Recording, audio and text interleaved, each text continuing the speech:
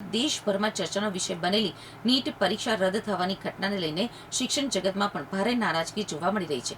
સુરતની પ્રેસિડેન્સી સ્કૂલના આચાર્ય દીપિકા શુક્લાએ આ મામલે કડક પ્રતિક્રિયા આપી છે. તેમણે જણાવ્યું છે કે વિદ્યાર્થીઓની મહેનત અને ભવિષ્ય સાથે કોઈપણ પ્રકારનો ખેલ ખલાસ સહન ન થવો જોઈએ. 3 મેના રોજ દેશભરમાં નીટ યુજી 2026ની પરીક્ષા યોજાઈ હતી. આશંકા છે કે પરીક્ષાનું પેપર પહેલાથી જ લીક થઈ ગયું હતું. રાજસ્થાનમાં ઘણા વિદ્યાર્થીઓ પાસેથી હાથથી લખેલું ગેસ પેપર મળ્યું છે, જેના પ્રશ્નો અસલ પરીક્ષા સાથે મેચ થઈ રહ્યા છે.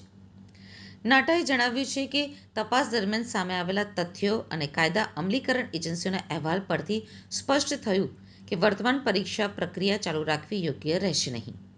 આવા સંજોગોમાં હવે નીટ યુજી 2026ની પરીક્ષા ફરીથી યોજવામાં આવશે. નવી પરીક્ષાની તારીખો અને એડમિટ કાર્ડ સંબંધિત શેડ્યુલ ટૂંક સમયમાં સત્તાવાર વેબસાઇટ દ્વારા જાહેર કરવામાં આવશે. આ સમગ્ર મામલાની ગંભીરતાને જોતા કેન્દ્ર સરકારે તેને કેન્દ્રીય તપાસ બ્યુરોને સોંપવાનો નિર્ણય લીધો છે. એજન્સીએ કહ્યું છે કે તે સીબીઆઈને દરેક પ્રકારનો સહયોગ આપશે અને તપાસ માટે જરૂરી તમામ દસ્તાવેજો અને રેકોર્ડ ઉપલબ્ધ કરાવશે. નાટાએ જાણકારી આપી છે કે વિદ્યાર્થીઓને ફરીથી પરીક્ષા માટે રજીસ્ટ્રેશન કરાવવું પડશે નહીં. પાછલા પરીક્ષા કેન્દ્રોમાં પણ કોઈ જ ફેરફાર થશે નહીં. રી-એક્ઝામ માટે નવા એડમિટ કાર્ડ પણ જાહેર કરવામાં આવશે. તદુપરાંત પરીક્ષામાં સામેલ વિદ્યાર્થીઓની ફી પણ પાછી આપવામાં આવશે. 21મી જૂન 2024ના રોજ દેશમાં એન્ટી પેપર લીક કાયદો એટલે કે પબ્લિક એક્ઝામિનેશન એક્ટ 2024 લાગુ કરવામાં આવ્યો હતો.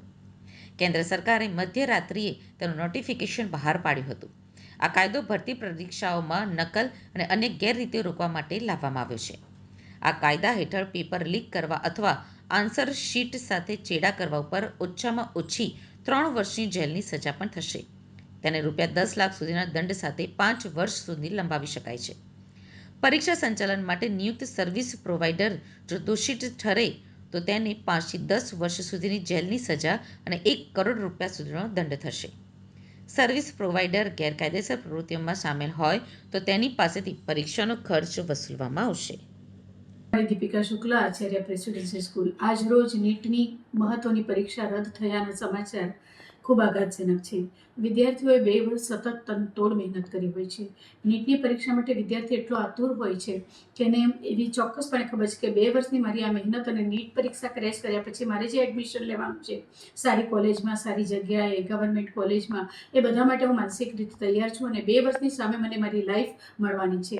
હવે આવી પરીક્ષાઓ જો આટલી ઉત્તમ ગણાતી પરીક્ષાઓ જો પેપર લીક થવાને કારણે રદ થાય તો વિદ્યાર્થીઓની અને સમાજની માનસિક દ્વિધા ખૂબ વધી જાય. અમે પોતે પણ આ બાબતે અત્યારે ખૂબ જ કન્ફ્યુઝ છીએ કે વિદ્યાર્થીઓને શું આશ્વાસન આપીએ, સમાજને શું આશ્વાસન આપીએ.